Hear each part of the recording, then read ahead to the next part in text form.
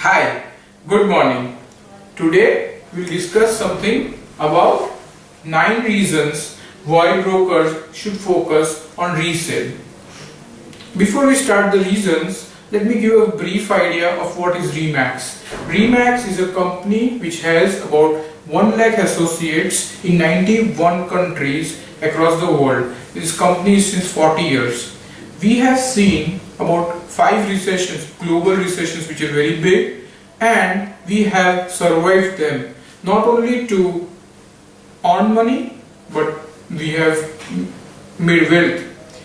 We have, our founder proudly says that no other company has made more millionaires than Remax.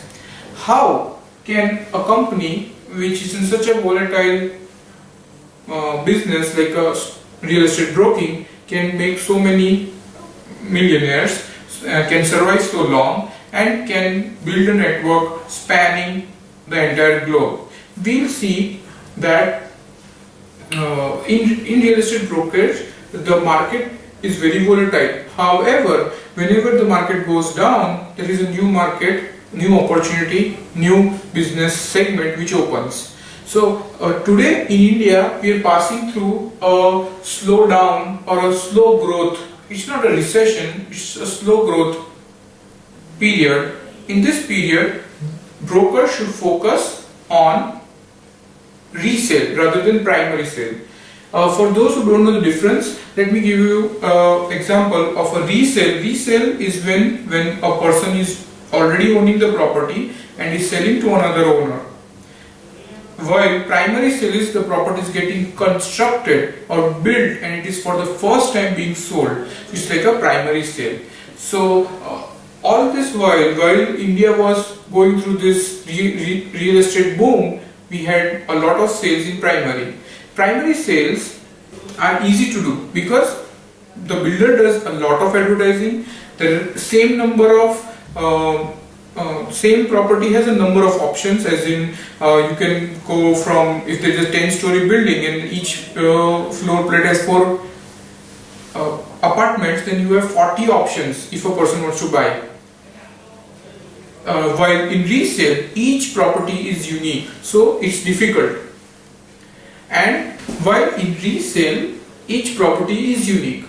But however, because the primary sale is almost stagnant, resale is a savior for a broker.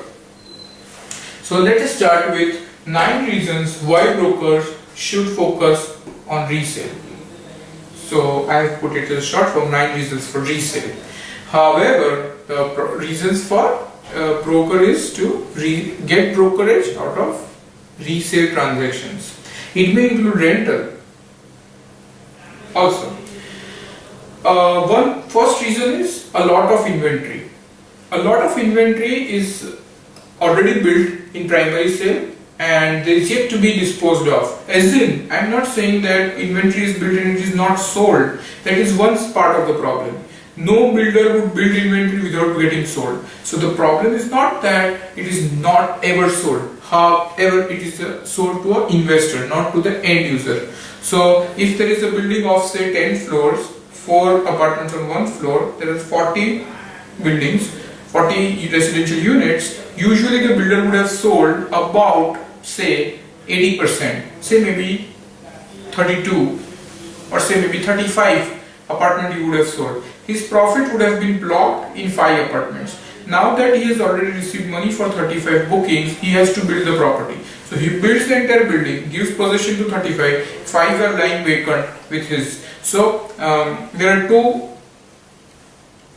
flats available for resale. One is the builder's own, which is his profit is blocked, which is almost like a primary sale, and the other which has investors.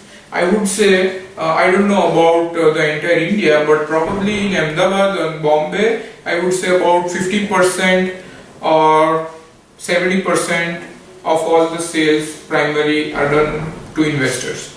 So we want to take the inventory and sell it, either rent it or sell it, and there is a lot of inventory available. So that is one very good reason to do resale. Another problem is high interest rate. High interest rates. RBI government, RBI governor has not yet reduced the interest rate, and even if he does, we are going through one of the longest period in Indian history where interest rates are high and are kept high.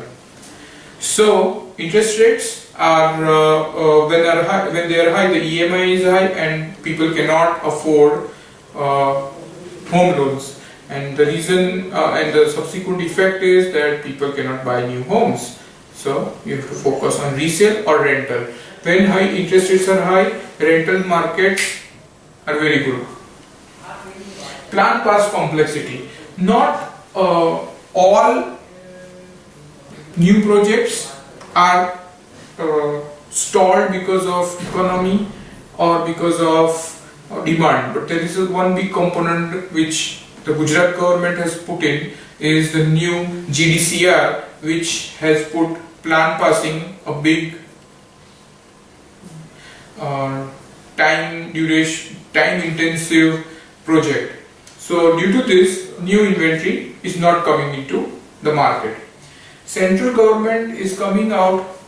The fourth reason is central government is coming out with a regulation called real estate regulation bill, which is going to regulate the new supply of buildings. So whenever a builder has got all permission, then only he can go and sell. So now today, if a new builder who has say 40,000 square feet worth of construction, which is not a very small, not very big thing, so even small builders get into this ambit, and they can accept a single booking only if all their plan is passed. This delays all new booking. Once the bill is approved by the parliament, all new projects will be delayed by a year or so because every permission will have to be taken. You might have heard about that IAS officer named Durga in Noida, where she was removed from the office because she stopped sand mining. The fifth reason to restrict new construction is sand mining. Due to this big case of sand mining across India, even in Gujarat and Maharashtra, sand mining has been stopped, and due to this, new construction is getting delayed.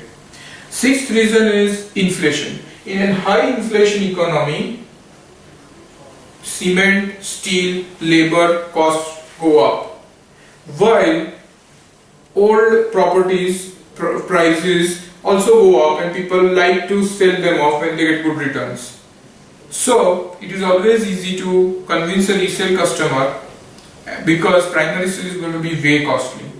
It is going to be with primary sales, with inflation economy, it's going to go more than, because inflation, even though it may be 6%, but due to the different weightages, cement, steel get a very small weightage.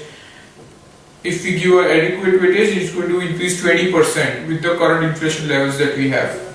Year on year 20%, which is huge. The seventh reason would be a slow economy. So on one hand we have a high inflation, and on another hand we have the inflation is going this way and the economy is probably slowing down. So when we see this kind of trend, usually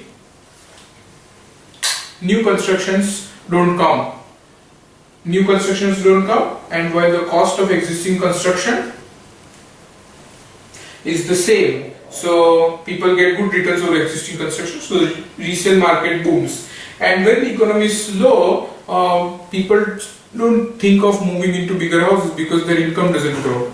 And when the disposable income doesn't grow, so they don't have savings for buying a new house. Another important point, what we can see is there are a lot of options for a person to buy real estate. These options are when you have a primary sale, you have one option as far as location is concerned. You have one option as far as amenity is concerned. But if you say resale, there are 100 options. So even an end user can just walk into a primary new site and buy a primary sale, do a primary sale. However, in resale, he needs a broker's involvement, broker's advice, because each property is unique. And when there are a lot of options, they require professional advice on as far as choosing the right property is concerned. The last point is, the last reason why you should focus on resale is life of property. Life of a car is much less than life of a property.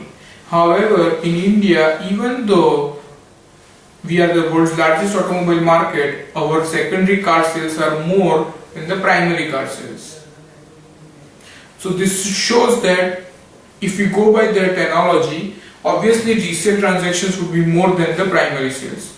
In between, there was a brief period in economy when primary supply was too much and people were always buying new property. However, this economy has brought in this new circumstance of economy in which it is high inflation and low growth. What we have got is a huge resale market, a huge share of resale market transactions amongst the total market share.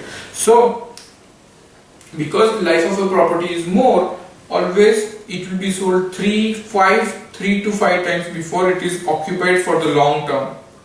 It may be 2 rental transactions, it may be investor transaction, it may be sale transaction. These kind of things go before it is invested long term. So if you have, say, 100 primary sale transaction done in the till now last year, probably you should approach all the investors that you can help them resell the property. So that's all. These are 9 reasons from my side, and if you have any questions, feel free to email me. My email address is mchoksi@remax.in, and I wish you all the best for your business. Thank you.